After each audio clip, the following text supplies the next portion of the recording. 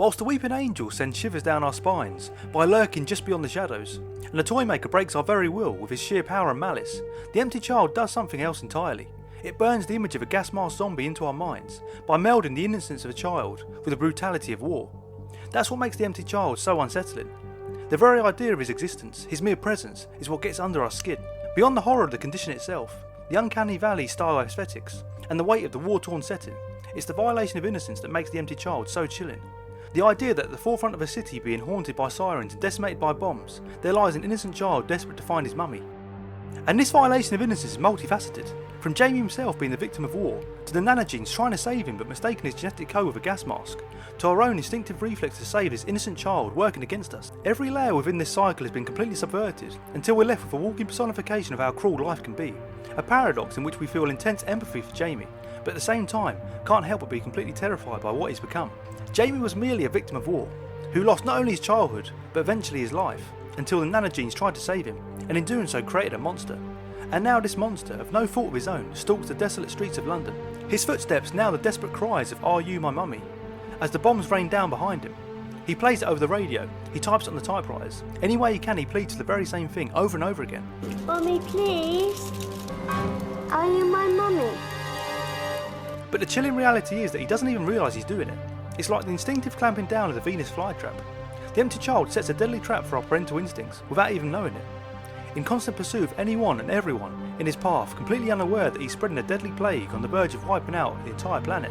But as haunting as a 4-year-old child roaming the streets of London in the middle of the Blitz would be, a key element that only adds to the fear factor is how his appearance invokes the uncanny valley effect by presenting us with the fundamental construct of a child, tainted by the skin-crawlingly repulsive gas mask fused into his face. The term uncanny valley itself is most notably used to describe our response to androids with human-like appearances, and the valley exists between a robot that's clearly AI and a robot that looks almost completely human. In between these two ends of the spectrum there lies our perception of something that somewhat resembles a human being, yet at the same time has distinguishable features like an unmoving smile or unnatural skin texture that leaves us creeped out or even repulsed. This same effect can also spill onto CGI or cartoons that invoke the same response, and the empty child is no exception. You have the clear structure and aesthetic of a child whose constant pleas for his mummy only amplify his humanity. Yet the gas mask fused to his face gives us that eerie feeling of creepiness at the prospect of this alien-like creature imitating a child. It's like our minds are trying to disassemble the familiarity of the child from the gas mask zombie, and the empty child does this incredibly, playing on two theories specifically that both contribute to the uncanny valley hypothesis. The first is the violation of human norms, as when an object appears non-human, like so many of the aliens and monsters in Doctor Who, the human features it does have become more salient because we're safe in the knowledge that it's clearly not human. But if an object looks almost human, its non-human elements become more salient, and as more and more of these features draw our attention and we instinctively focus on them, we become more and more uneasy as our expectations of what makes something human become warped with the thing we see before us. The result of this is the empty child, a humanoid that elicits the emotional response designed for an innocent child corrupted by the image of a gas mask zombie burned into our mind. An image we struggle to reconcile and so instead become plagued with how unsettling the concept of the empty child is. The second is pathogen avoidance, which explains why we naturally experience a disgust response in the face of the uncanny valley effect.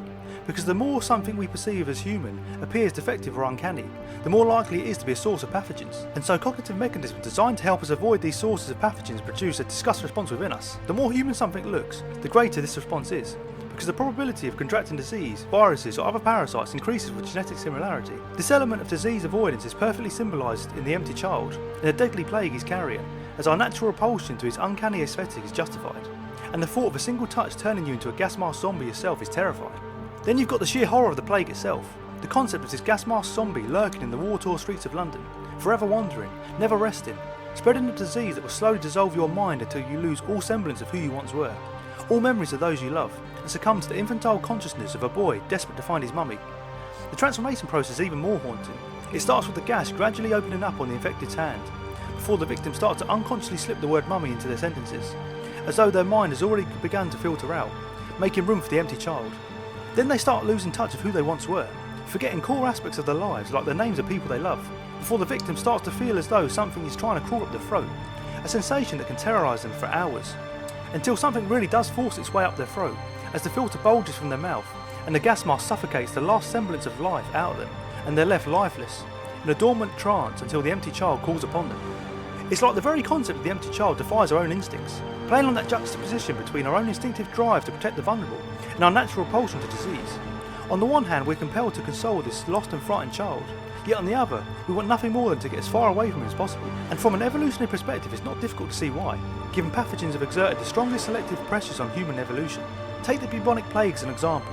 From the first recorded instance of the disease, in the plague of Justinian, to the Black Death, it's wiped out hundreds of millions of people, so it's no wonder our repulsion to the empty child affects us so deeply. And for me, the fear factor of the empty child is only amplified by the World War II setting, a world riddled with scenes of dilapidated houses and bomb-ridden cars, whilst the sirens of war blare out in the distance. The setting alone evokes a consistent tone of anxiety simply because we're taken back to a time that must have been one of the most terrifying experiences in modern history. If Moffat had placed the empty child within another setting, would it have had the same effect? There's almost no chance. The middle of the Blitz in World War II is quite possibly the only place a gas mask wearing child would be. I'd argue The Empty Child two-parter is one of the best examples of how to combine an antagonist with a setting we've ever seen.